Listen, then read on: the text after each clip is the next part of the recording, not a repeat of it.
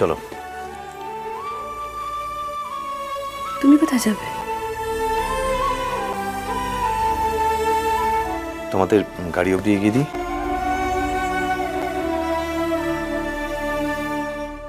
Thanks, তার দরকার নেই। তোমাদের পুজো তো সবে শেষ হলো, এখন প্রসাদ প্রসাদ খাও। বলছিলাম, একটুও বসবে না কমলিকা?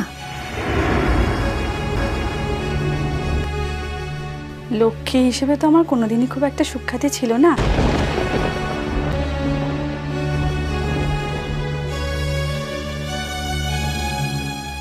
আজ লক্ষ্মী পুজোর দিন আদর করে না হয় অলক্ষ্মীকে নাই বসতে বললে।